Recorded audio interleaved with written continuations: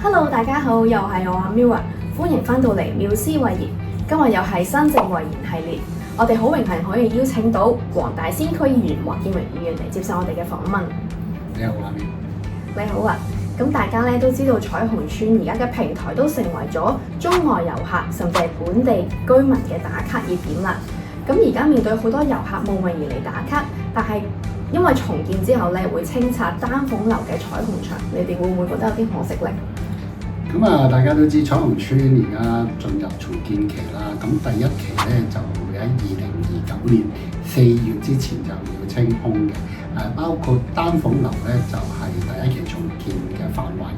咁啊，但係停車場咧會係第3期先清拆嘅。咁啊，所以仲有一段時間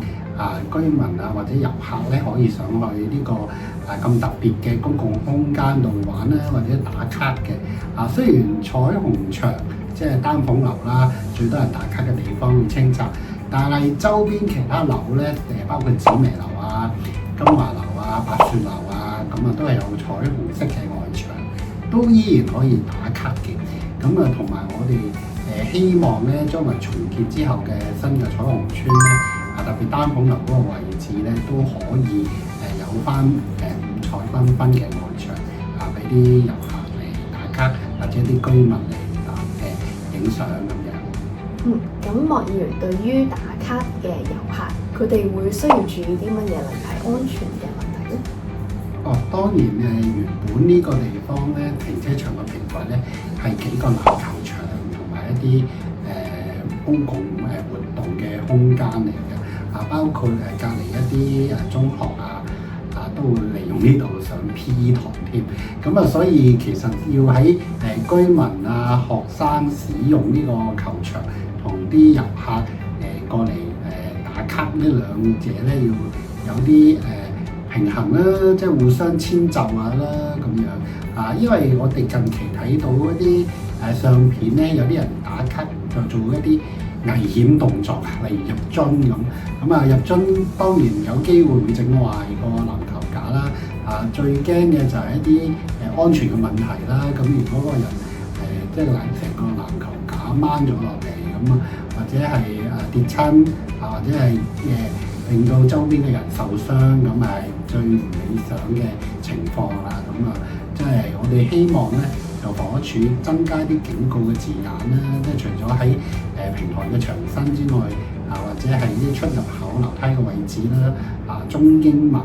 並茂啦，提醒啲遊客要文明旅遊文明打卡就唔好做啲危險嘅動作。咁同埋咧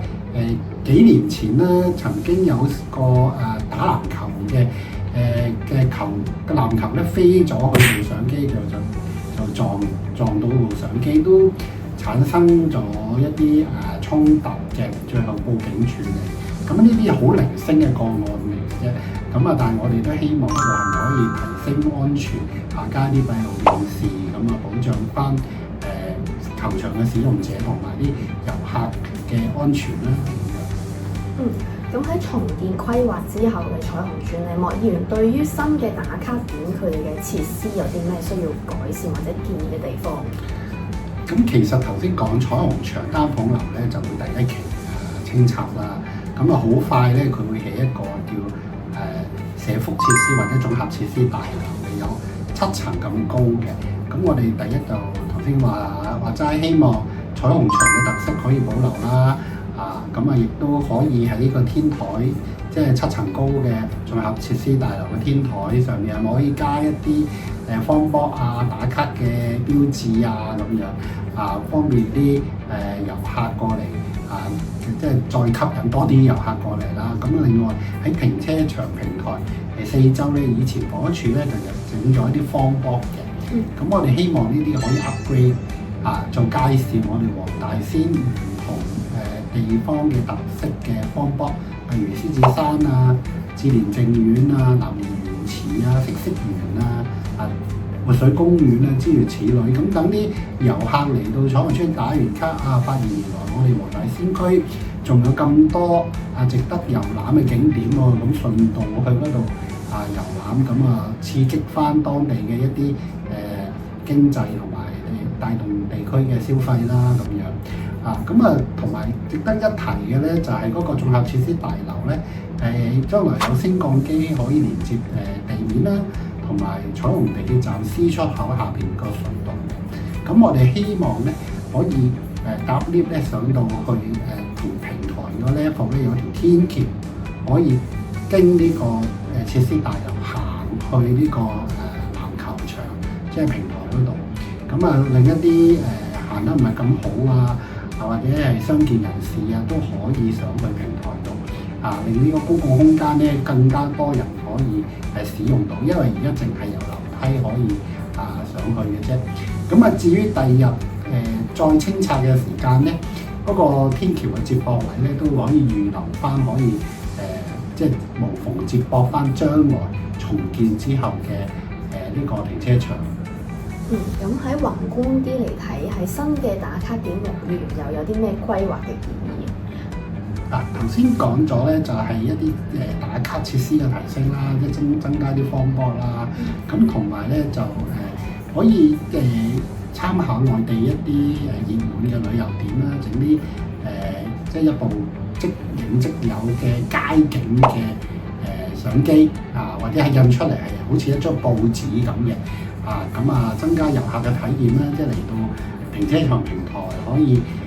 即係入去嗰度影張相，又有埋嗰個附近嘅彩虹牆啊，或者附近彩虹村特別嘅環境嘅報紙，或者係即係作為一個紀念，或者增加佢哋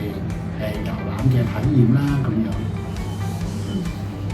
同埋我哋希望咧喺第3期重建呢個停車場嘅時間咧，係可以即係保留呢個公共空間，即係重建完之後，除咗作為一個停車場，佢嘅天台亦都係有翻呢啲籃球場或者公共嘅空間俾啲居民或者遊客使用咯。好多謝今日黃議員同我哋分享彩虹停車場打卡點嘅一啲現實情況同埋之後嘅規劃建議。我哋下條片再見啦！大家記得讚好、訂閱同埋分享，拜拜。